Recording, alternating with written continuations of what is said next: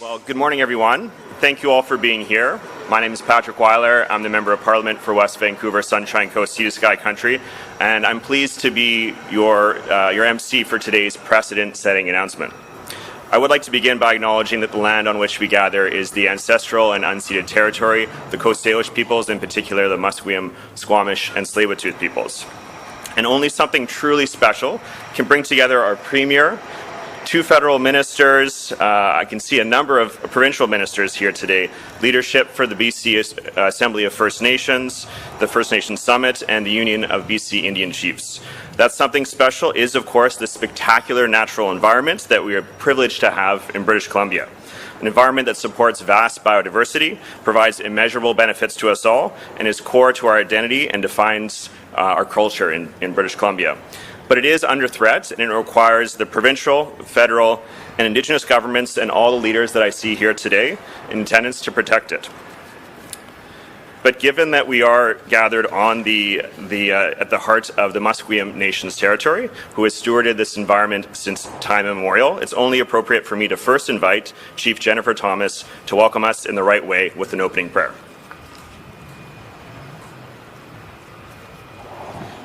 Good morning, everybody. I won't be doing a prayer. I'll just do the welcome to the shared territory. My name is Jen Thomas. I'm the elected chief of Tsleil-Waututh Nation, and I'm very honored to be here with all of you today. I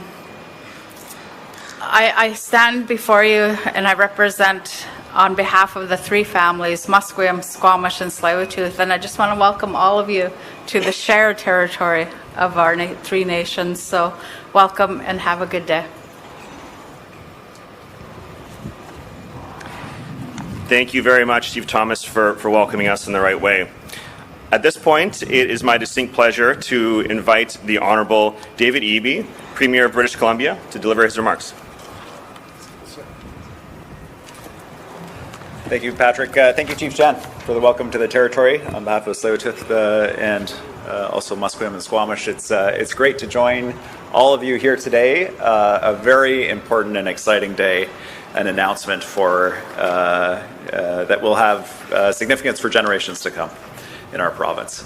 I really want to thank the First Nations Leadership Council, the Summit, the Union of BC Indian Chiefs, the Assembly of First Nations, who worked together with us, with the provincial government and with the federal government to make today's announcement possible. My colleagues that you can't see behind me, Josie Osborne and George Heyman, who were key and involved in this work on the provincial level. So I don't think I have to tell the British Columbians who are here why we love living in this province, why we're so proud of it. You know, it's an incredible place. It's beautiful.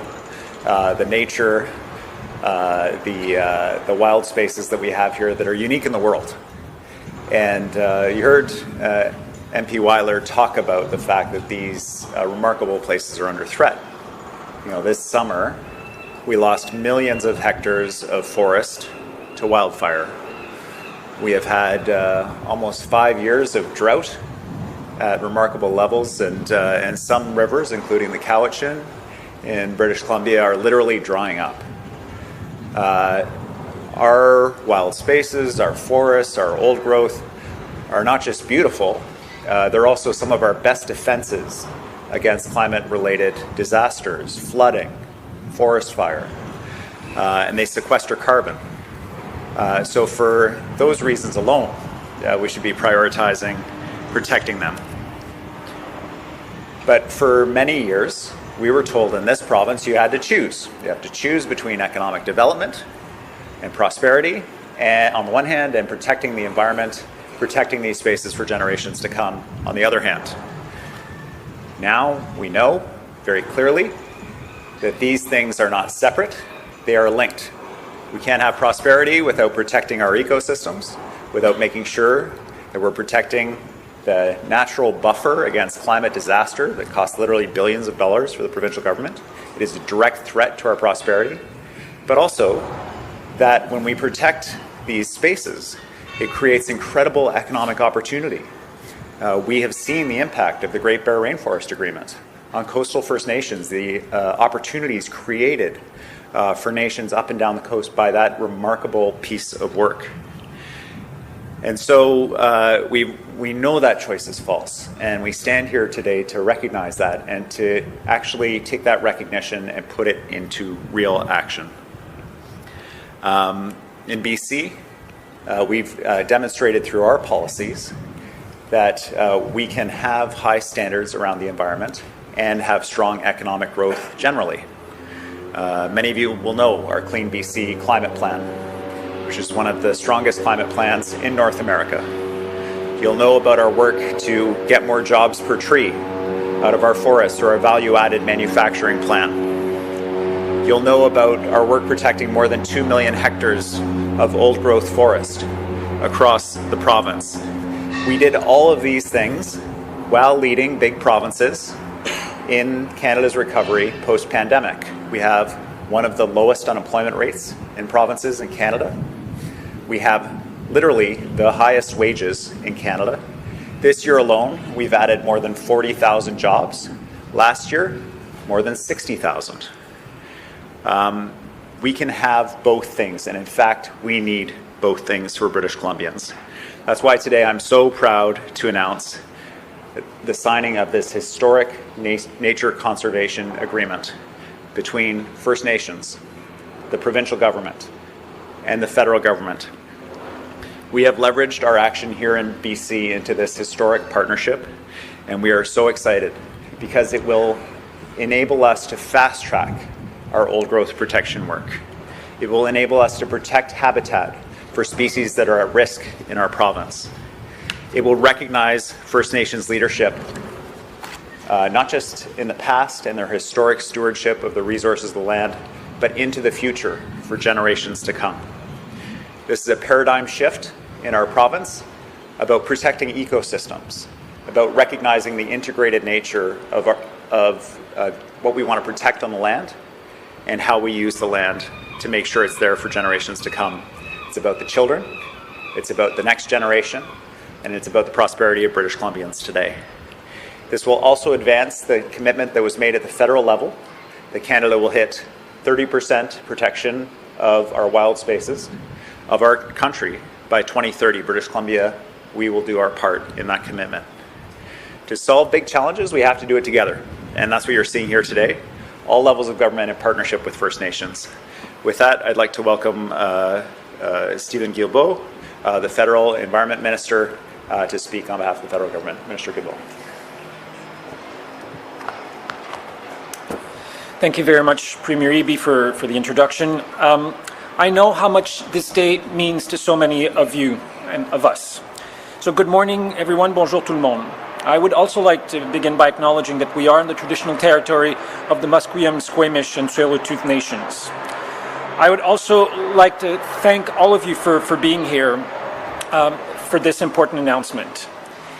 Canada, in many ways, is defined by nature. Our forests, our grasslands, our iconic species, rivers and lakes, our oceans and mountains, and our relationship to that geography, from the original Indigenous stewards of the land, water, and ice to the joggers this morning in Stanley Park. This is what makes this land such a special place. Nowhere is this more true than in beautiful British Columbia. By living amid the splendor of nature, as so many British Columbians do, means that when climate change puts nature under threat, it threatens people as well. During the United Nations Climate Week in New York just a few weeks ago, I was at an event with West Kelowna Fire Chief Jason Brolin. Chief Brolin vividly described the trauma of fighting this summer's massive wildfires, of sending his teams into danger, of fighting to protect homes and lives. He called it a once-in-a-lifetime fire, except that it was the second once-in-a-lifetime fire in his career. This is what climate change looks like. In the climate fight, our greatest ally is nature. When we care for nature, we care for ourselves, because nature and climate are linked. It is no coincidence that British Columbia, known for your great wealth of nature and rich Indigenous cultures, is also known for your leadership when it comes to environmental protection. In fact, your environmental leadership is why we are here today, to mark the signing of the first ever framework agreement on nature conservation between Canada, British Columbia, and the First Nations Leadership Council. Le tout premier accord cadre sur la conservation de la nature entre le Canada, la Colombie-Britannique et le Conseil des leaders des Premières Nations doit son existence à l'inspirant leadership environnemental de la population de la Colombie-Britannique. This framework agreement will help us halt and reverse the decline of species and advance the protection and restoration of habitats in BC. It will strengthen natural climate solutions and protect old-growth forests and help us recover species at risk, like the spotted owl. It will also help us share foundational knowledge and information. And crucially, this framework agreement will help Canada advance toward its national target of protecting at least 30% of lands and waters by 2030, which is what the world agreed to at the Global Biodiversity Conference, COP15 in Montreal last year. And 30 by 30 is not some catchy marketing phrase. It is what science, both Western and traditional, is telling us must be the minimum area protected to preserve the integrity of the natural ecosystems that sustain life on Earth. To help implement the activities and initiatives in the framework agreement, the Government of Canada is investing up to $500 million over 8 years. This may be the single most significant nature plan in the history of Canada. Je le répète, cet investissement fédéral de 500 millions de dollars sur 8 ans en fait probablement l'accord cadre de la Colombie-Britannique le plus important plan pour la nature de l'histoire du Canada. That includes $50 million to support up to 13,000 square kilometers of old-growth forest to protect. And huge thanks to the province of British Columbia for stepping up and investing $300 million through your conservation finance agreement.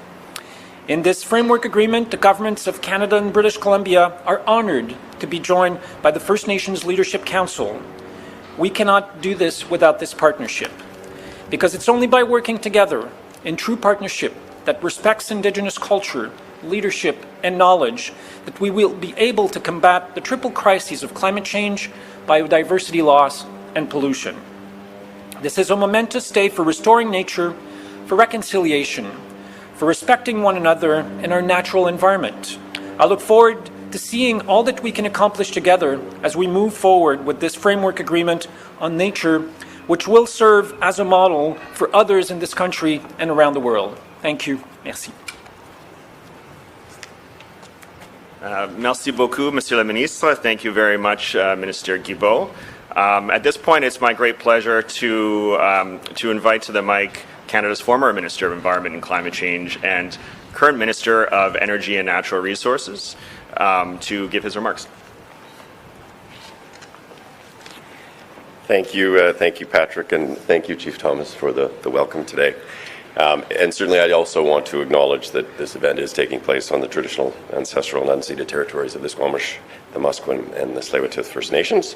I want to recognize the presence in the audience of two of my colleagues from Ottawa, Parm Baines and Wilson Miao.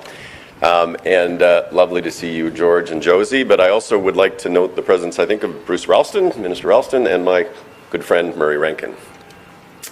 It is great to be here with you today. As was said, I was the former Minister of Environment and Climate Change and began some of these discussions with my friend George. Certainly, this is an important day for folks who live in British Columbia, and I think an important day for folks who live across the country. I got into politics 8 years ago, largely because of the concern that I had about climate change. But climate change is an enormously important issue, but so are issues around biodiversity loss and the destruction of nature that is happening not just in Canada, but around the world. Today, more than 1 million animal and plant species are at risk of extinction. We know that healthy ecosystems clean our water, they purify our air, they maintain our soil, they help to regulate the climate, they recycle nutrients, and they provide us with food to keep us healthy and sustain our economies. Clearly, in order to protect our future, our planet, we need to take concrete actions now, and we must do so in close collaboration with First Nations, Inuit and Métis people, those who have been the stewards of our lands and waters since time immemorial. Canada has worked over the course of the past number of years with the province and with Indigenous leaders, including the chiefs of the West Moberly and Saulteaux First Nations when we worked to protect southern mountain caribou, and certainly the work that has been done with respect to attempting to address the decline of the spotted owl. This work was deeply important, but we knew that we must go much farther. And that is why today is so exciting. This nature agreement includes elements that will lead to progress in advancing nature protection, land rehabilitation, all across this province. We are taking preventative action to manage the issues that will arise going forward in a manner that is thoughtful and that is strategic, action that will improve the health and well-being, that will build resilient infrastructure, protect and restore nature and biodiversity, and reduce the impacts of climate change. A big part, obviously, is the forest. The world's forests are home to more than 2/3 of all known land species, and Canada has more forested area than nearly any country in the world. These forests are central to our heritage, culture, environment, and economy, and managing them in a sustainable manner will ensure that these benefits are maintained for present and future generations. This is particularly true for BC's old-growth temperate rainforests, ecosystems that store vast amounts of carbon and play an essential role in wildlife habitat and species diversity. And that is why I am very pleased to highlight that of the $500 million included in this agreement, $50 million will be set aside to ensure the identification and protection of up to 13,000 square kilometers of old-growth forest areas across this province. In addition to this, my department, Energy and Natural Resources Canada, will provide an allocation of over $100 million from the 2 Billion Trees program. The planting of these trees will be specifically oriented towards the restoration of vital habitat for species at risk and species of interest. I believe, as my friend Stephen Guilbeault said, that nature itself is our greatest tool in the fight against climate change and biodiversity loss. I certainly want to thank all of the First Nations leaders who have come together as part of this agreement. I want to thank Premier Eby and the province of BC for the leadership. I would say that this is indeed a model that can be utilized across this country to help us to advance the nature agenda.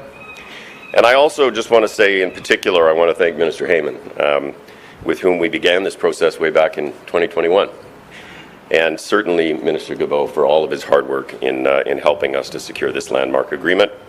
From the foundational work that we have done to protect species like spotted owl and southern mountain caribou, to today's historic agreement, we are, I think, proving together in collaboration that when governments come together in meaningful collaboration with Indigenous leaders and take the decisive steps needed, we can indeed protect our biodiversity and preserve value ecosystems for future generations. So, thank you very much.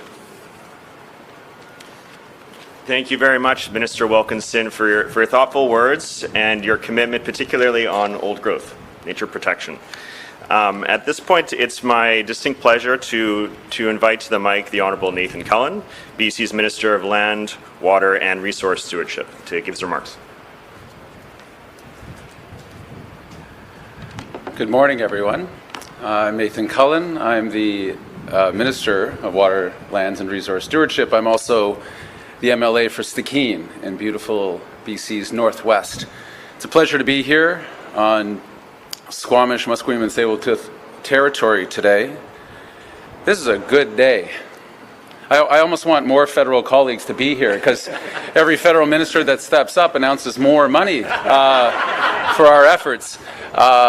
This is such exceptional work, and work that was entirely made possible with the courageous leadership of the First Nations Leadership Council that brought us together in a tripartite agreement. Work started by colleagues, Josie and George, who are here, supported by our Premier, David Eby, in order to make good on the commitments that we've talked about, of protecting 30% of the land and water in this beautiful province by 2030, which is just around the corner. We know, and it's been said, that BC has the greatest biodiversity of any region in our country. That also means we have the greatest responsibility to protect what we cherish so much.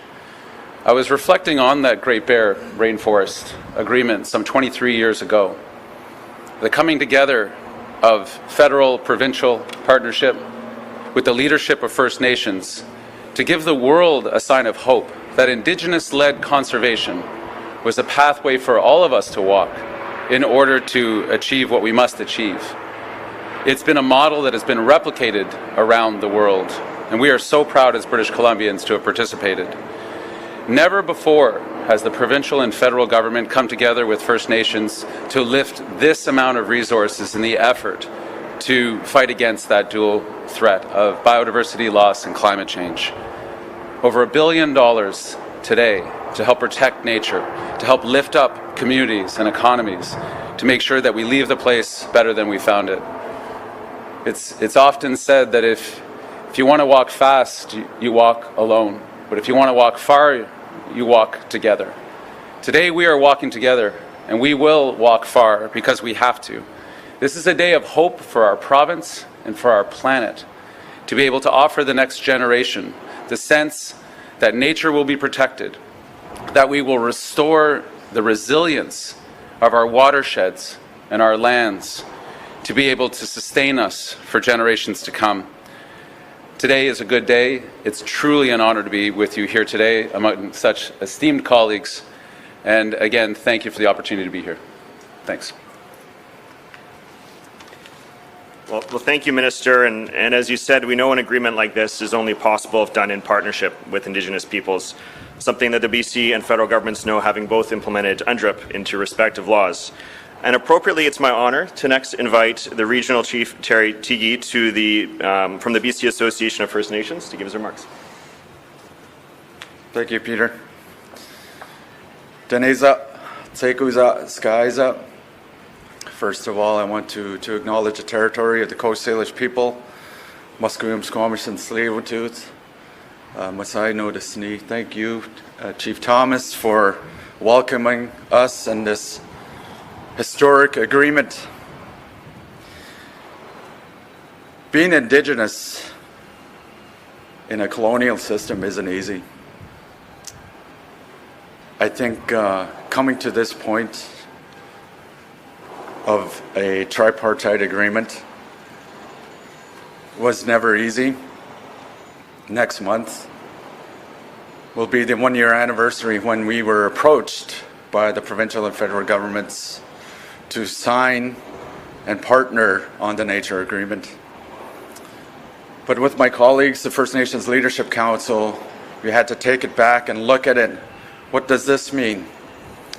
And for myself, coming from Egypt, from the Conference of the Parties, and also from the Conference of Biodiversity in Montreal, many of my Indigenous colleagues talked about the goals of 30 by 30, conserving 30% by 2030.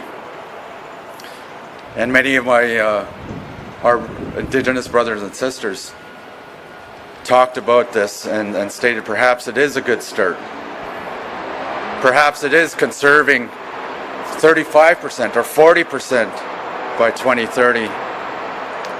But nevertheless, the goals are out there internationally, and it was adopted by Canada and British Columbia. And we were brought on board in terms of discussing this with our chiefs, our leaders, to talk about what does this mean? What does conservation mean in terms of an Indigenous perspective? And as knowledge keeper, the late Dr. Sophie Thomas from SICAS stated, take care of the land and the land will take care of you. We are Yinka Dene. We are people of the earth. We come from the earth and we'll go back to the earth. So really, I think this is part of a historic moment in time that was never easy in terms of getting here, but we are here. We are in partnership with the province of BC and the federal government in terms of the nature agreement. We've experienced this past year unprecedented drought, unprecedented wildfire season in Canada's history and the province's history. And certainly a part of that is conserving biodiverse areas in our respective territories and in British Columbia. So as we come to agreement with this nature agreement and come to discuss how this would roll out over the next several years, I think it's really important to know and understand that resources will be brought forward. But I think fundamentally, we need to be a part of the decision-making process. We need to be a part, especially as the federal and provincial governments have adopted the United Nations Declaration of Rights of Indigenous Peoples. We need to be a part of the decisions that are being made in our territories, in our province, and our respective territories that we have never ceded. So with that being said, I just want to thank you all and recognize this historic moment in time. Masaina, Masaicho.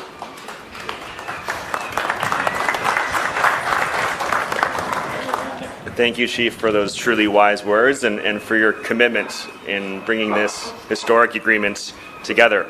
Next, it's my great pleasure to invite Mr. Robert Phillips from the First Nations Summit to provide his remarks. Okay. I too give acknowledgements of Tsleil-Waututh, Musqueam, Squamish, and thank you, Chief Thomas, for the welcoming. Very much appreciated. I sit here with my colleagues, the ministers, the Premier, and as well, over 40 nations are in British Columbia. Nations, the original inhabitants of this land. And for the last 150 years especially, and throughout North America, over 500 years, I think, here we are to this point where we have to correct the wrongs of the colonial system that was already mentioned. And you know, the big question everybody has to ask is why? Why are we here? You know, we see Lytton burning down. We've seen what happened in the Shuswap and the Okanagan.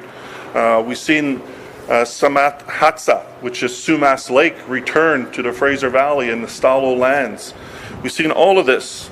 So now we've come to a point where it's a tripartite agreement. And this agreement is very important because not only is it BC and Canada, but First Nations as well. And our leadership have signed off through resolution in support of this. There are still some issues, some concerns, but again, we are here to help. And we've been sharing this land for a long time. We need that voice. First Nations need that voice, but as well, we need that decision making to help because the land, Mother Earth, is screaming. You know, when you have grizzly bears walking through town and we all just shrug it off. When we have animals and running through the forest because it's burning down, screaming, literally screaming. And I think now is the time to protect the lands, the waters, and the resources. We have to go out onto the lands, and we need to think of ways to do that. And I know we have a Guardian program that needs to be enhanced. We need our people out on the land, looking and protecting, actually there. They're there now already, but under capacity and underfunded. So I think we also have to listen to our elders. And if we can get together an elders committee of some sort to help advise us, I think that would be a very important step as well.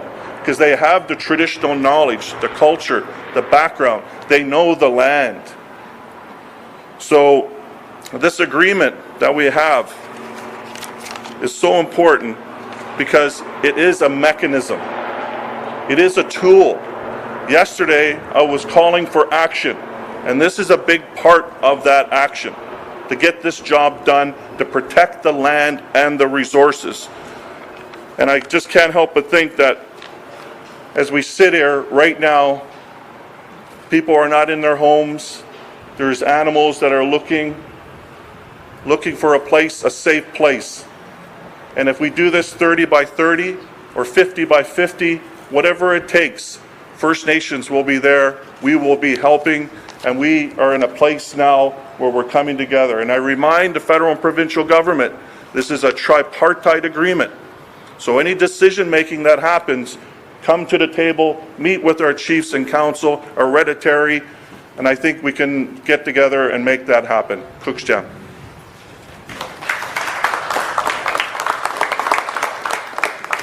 Thank you very, very much, Robert, for those words and for your work in bringing people together for such an important historic announcement. And last, and certainly not least of our illustrious speakers, it's my great honor to invite Grand Chief Stuart Phillips from the Union of BC Indian Chiefs to the mic.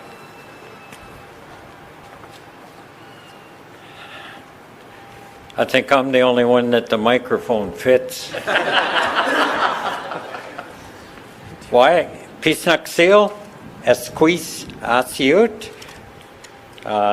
Good day, my friends and relatives. My traditional name is Asiut. And I just want to share an observation about how special this day is. When Minister Nathan Cullen spoke, the clouds parted and the sun came out. So that bodes well for the work we're doing here. As many of you know, I've been involved in the issues of conservation and environmental protection my entire adult life. I was the part of the Penticton Indian Band Council for 24 years. 14 of those years were I was band chief. And we were involved in all kinds of issues. The most notable is the Apex Resort, defending the watershed and so on and so forth. I was chair of the Okanagan Nation Tribal Council for 16 years, and I've had the honor of being the president of the Union of BC Indian Chiefs for 25 years. And I've committed my entire life, along with my wife Joan, to fight for the rights of Indigenous peoples and defending the land and what the land represents. As Indigenous people, we are taught from the time we're small children, look after the land and the land will look after you. And that's a fundamental part of our value system, which in many ways is diametrically opposed to the colonial notions of the land representing a basket of commodities to take to the market. This is an amazing agreement that we have achieved, and I believe it's a special moment in time that we are learning about and celebrating here this morning. At the end of the day, Chief Seattle said in the 1800s that we do not own the land, we simply borrow it from our future generations. And nothing is more true than that statement. We have a sacred duty to do our utmost to protect the land, to nurture the land, and this agreement serves that purpose. What I like about the agreement is it's tripartite. Robert Phillips has been preaching government to government for as long as I can remember, and that's what we have here today. We may run into issues and problems along the way, but we'll work through that because that's what it takes to achieve success. And I have 15 grandchildren, and I love my grandchildren, and I worry about their future every single day, about what the future holds for them. And I never thought that, I would stand here and talk about an agreement like this when I spent my whole life on the front lines. I was in Mr. Wilkinson's office a couple of years ago occupying it. So this feels right. This feels right because it is right. It's the right thing to do for our grandchildren and future generations. We have a lot of reparations and restoration work with the devastating destruction of the climate crisis. It's a collective responsibility. So I thank you all for being here. The number of people and the people that are here is an indication this is important work. Just as I close, I want to recognize Chief James Hobart, who is here, who has spent all his time and energy fighting for the survival of the spotted owl. Why? Oh, Tsleil-Waututh. I want to acknowledge Tsleil-Waututh. Tsleil-Waututh has been very good to me. Joan, my wife, is from Tsleil-Waututh. And so that was a good trade. And I just love Jen, the chief of Tsleil-Waututh. White Limit.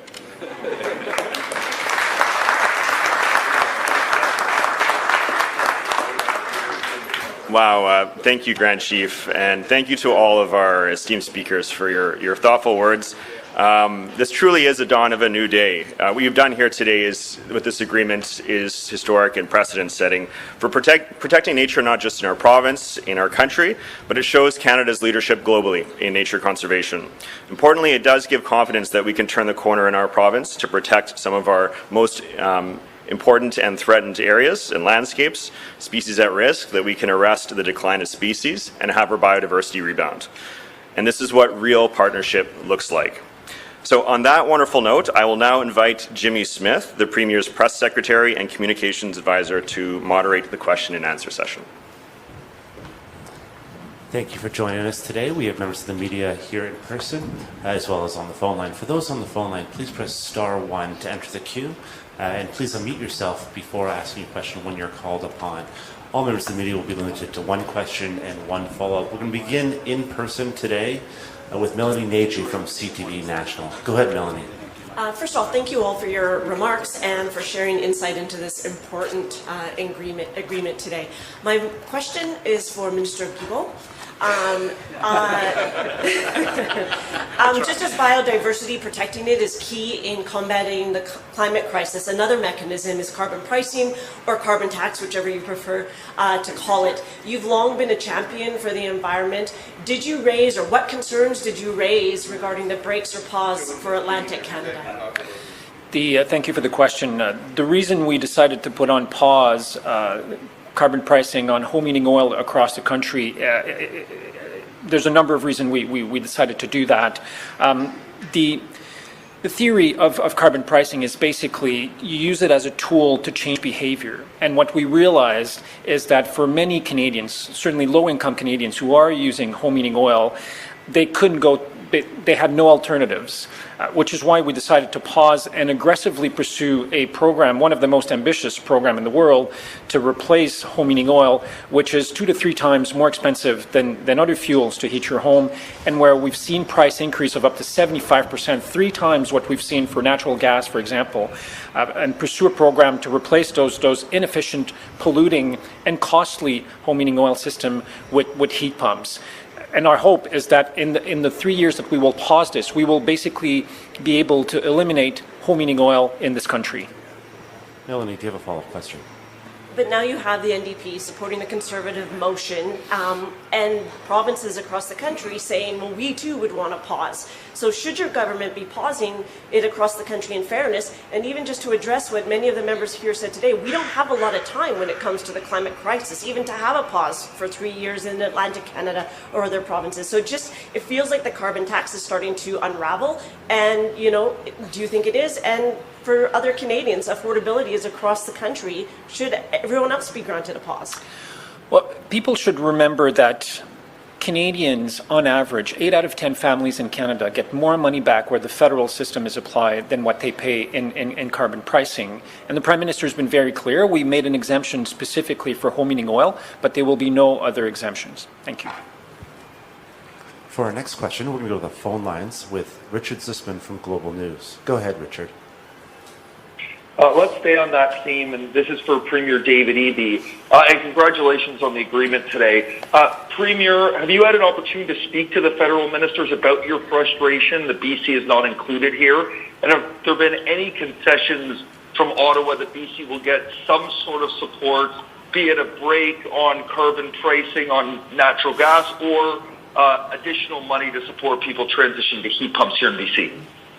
Well, it's absolutely critical that people are supported around affordability right now, and it's not just in Atlantic Canada, it's across the whole country. We have been reaching out to the federal government for some time around partnering on a heat pump program for British Columbia so that British Columbians who use home heating oil can switch over. The story that I hear is about people with home heating oil. When they hear the fuel truck roll up to fill up the tank, the first thing they think about is the bill they're going to see in the mail shortly after for a couple $1,000s. It's a massively expensive way to heat your house, and it's the most polluting way of heating your house. And they need support to be able to switch.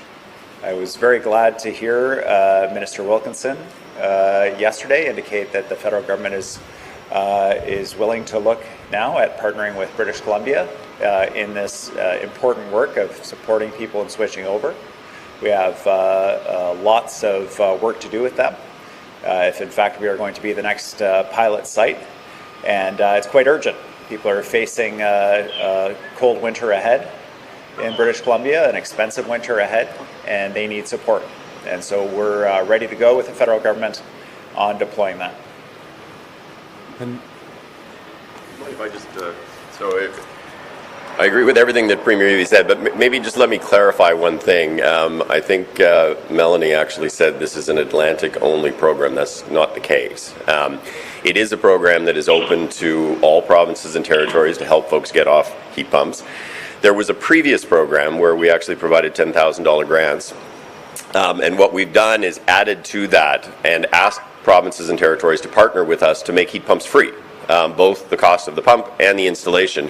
The only reason it starts in Atlantic Canada is we already have co-delivery arrangements with 3 of the provinces in Atlantic Canada. But I had a very good conversation with Minister Osborne yesterday about this. We will be working to put in place a co-delivery arrangement in British Columbia. I've had similar conversations with New Brunswick and Manitoba. It's important, irrespective of where you live, that you get that support.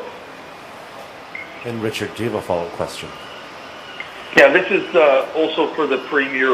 You may have seen Premier Danielle Smith in Alberta put in legislation yesterday around the CPP. Has BC given any consideration to doing what Alberta's doing in terms of leaving the CPP? And do you think what Alberta's doing is actually a serious measure here, or just a political stunt to try to get some more things at Ottawa? Just 1 second, Richard. We got a little bit of airplane noise.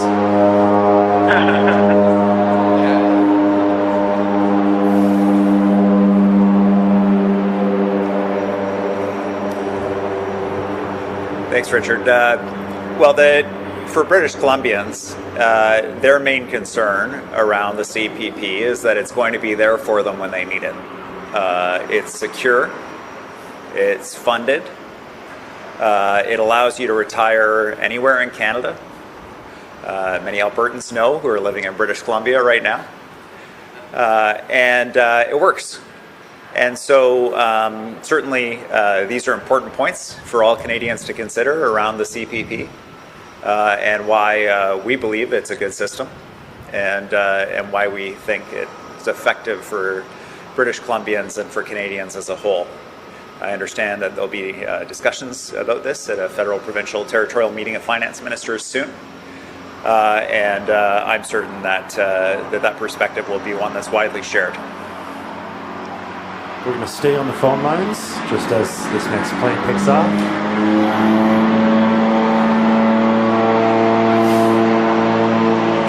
Our next question.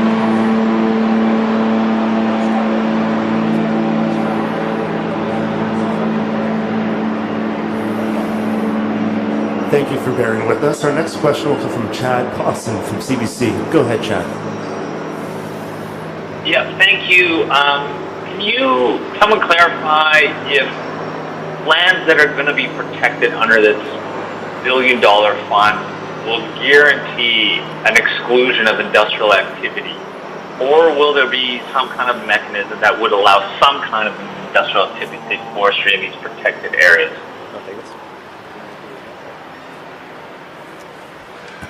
Thanks for the question. So what we've learned through various conservation agreements that have already been established, Indigenous-led conservation, is that we've evolved our thinking to incorporate fundamentally the rights of Indigenous peoples, as Chief TG said, as law both here in BC and Canada.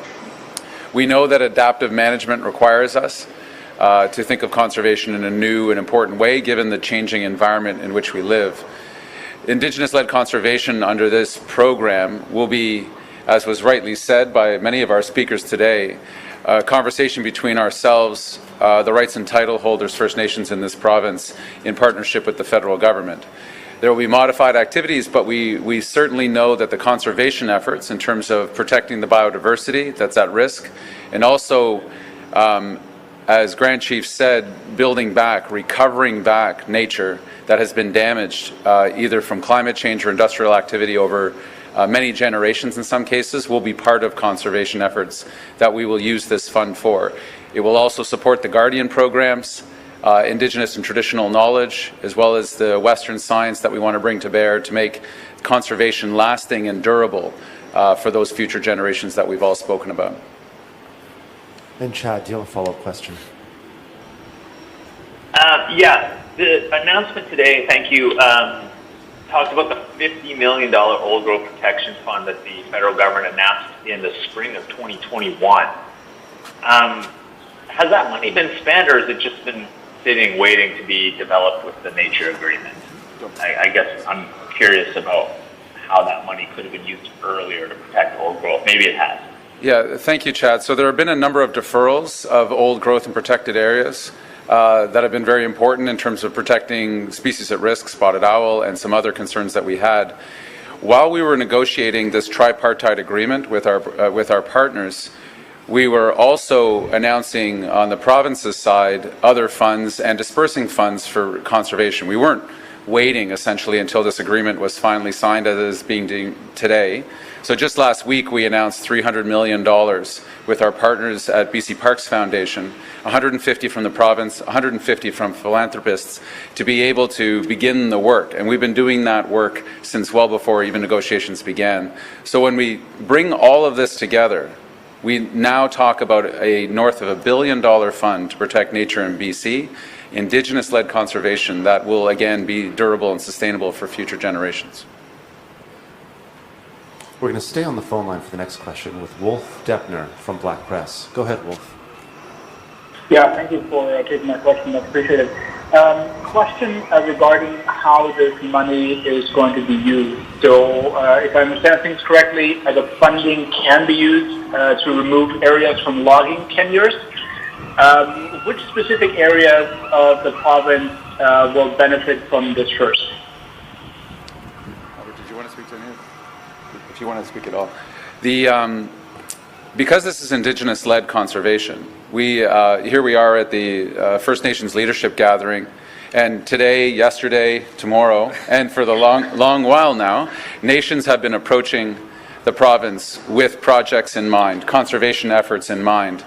And as Robert said, too often times the programs that nations have been running have been under-resourced, underfunded for those Guardian works, for the deferrals, for old growth in some cases, and for other efforts that nations are looking to make. So we have a number of projects that are often taking the form of what we call Indigenous Protected and Conserved Areas, IPCAs, and those fit within what we now call a modernized land use planning scenario.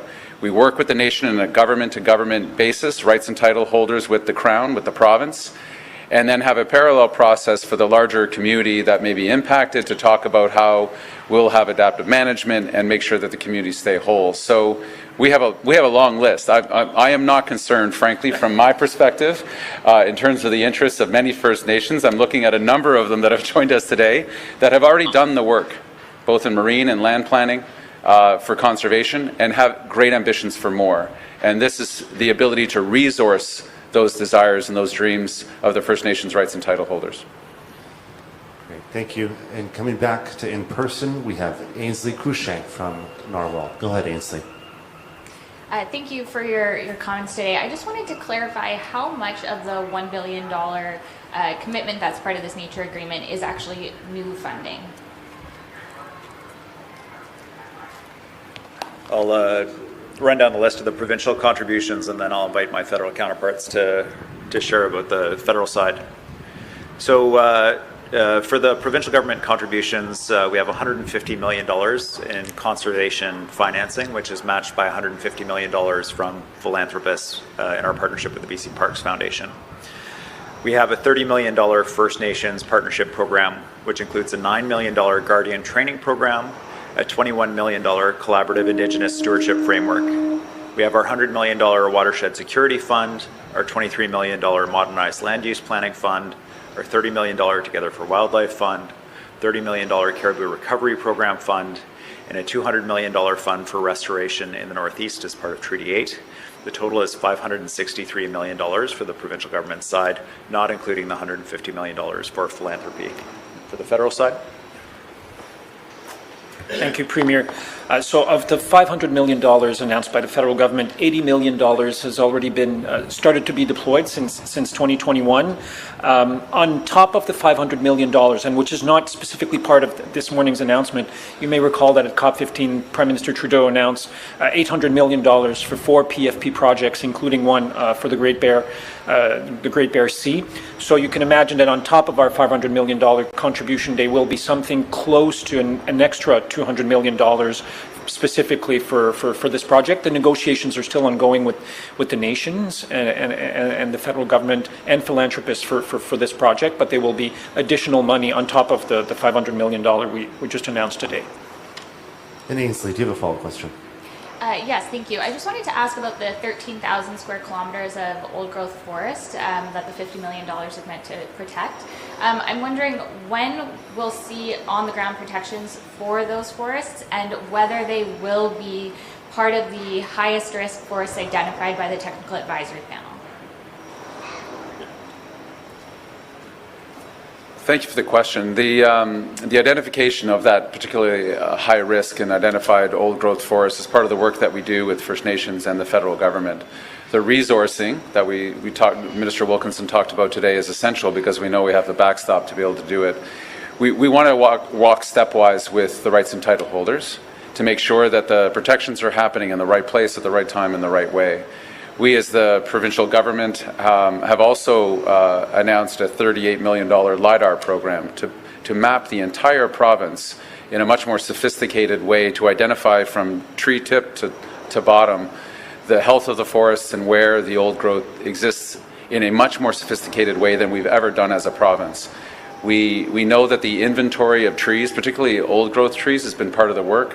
We've already set aside 2.4 million hectares, which is the most in the province's history. But we know getting to the granular level, the level you're talking about, the landscape level, stand by stand, is the next work that we have to do. But we're going to do it in partnership with First Nations. Having the resources to then be able to do those deferrals is essential because it makes the commitment much more real. Oh. If I may, there is $50 million that's specifically earmarked for old growth, but of the rest of the envelope, obviously more money through the Tripartite agreement could flow also to old growth protection. So no one should think of the $50 million as a ceiling. I think it's a floor. Thank you. We have time for one more question. We're going to go to Camille Verdette from Radio-Canada. Go ahead, Camille. Bonjour, ma question est en français. Donc on parle de protection de forêts anciennes. Désolée, la question a déjà été posée un peu en anglais, mais est-ce qu'on sait exactement à quel endroit elles sont protégées et à partir de quel moment? Parce qu'on a vu avec les moratoires qu'on continue de couper malgré ça. Donc quand est-ce qu'on peut s'attendre à une réelle protection de ces forêts anciennes? C'est une bonne question et comme j'ai dit en anglais, c'est comme en ce moment, 2,4 millions d'hectares qui sont protégés maintenant. On a autres areas, endroits qui sont très importants par rapport à ça et on va planifier ça avec les Premières Nations et notre partnership avec le gouvernement fédéral.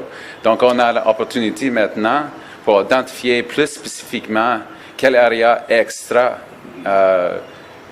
identifier ensemble, entre nous, pour protéger la forêt. On a beaucoup de travail à faire en respect de ça parce qu'avant, l'information n'existait pas exactement chaque forêt par forêt. Donc, le travail existe maintenant. On a beaucoup de plans pour annoncer dans l'avenir, dans quelques semaines. On va avoir plusieurs de protections par rapport à ça. Donc, attends un peu, ben, c'est quelque chose tellement important à faire ensemble qu'on a dit qu'on cet accord d'aujourd'hui.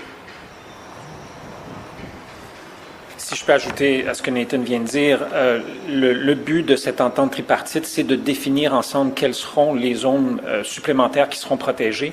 Avec le 50 millions de dollars qui est spécifique aux forêts anciennes, nous allons ajouter 13 000 kilomètres carrés de forêts anciennes protégées. Mais comme je le disais tout à l'heure en anglais, ce 50 millions de dollars-là, ce n'est pas un plafond, c'est un plancher. Alors, du reste de l'enveloppe de presque $1 milliard qui est annoncé par le gouvernement de la Colombie-Britannique et le gouvernement fédéral, il pourrait y avoir encore plus d'argent qui va être spécifiquement dédié à la protection des forêts anciennes. And Camille, do you have a follow-up question? Oui, et par contre, on n'a pas encore défini ces zones, si j'ai bien compris. On ne sait pas encore exactement où elles seront, mais on va le savoir bientôt. Et aussi, je voudrais savoir en quoi ce plan, en quoi il va respecter les droits et quel sera le rôle des Premières Nations en tant que gardiens de la nature. Est-ce qu'on a vraiment défini aussi les paramètres ou est-ce que c'est encore en cours? Le but de l'entente qui est annoncée ce matin, c'est vraiment de faire en sorte que les décisions soient prises par l'ensemble des partenaires, donc les Premières Nations de la Colombie-Britannique, le gouvernement de la Colombie-Britannique et le gouvernement fédéral. Il y a 10 ans, il y a 20 ans, la Colombie-Britannique et le fédéral auraient dit, bon, mais voici les zones où on va aller. Il y aurait eu peu ou pas de consultation avec les Premières Nations, alors que là, ils vont faire partie intégrante du processus de décision. Donc, il ne pourra pas y avoir un projet qui pourra être décidé sans que ce soit fait dans le cadre de l'entente tripartite avec les 3 partenaires autour de la table. And that's all the time we have for today. Thank you so much for joining us.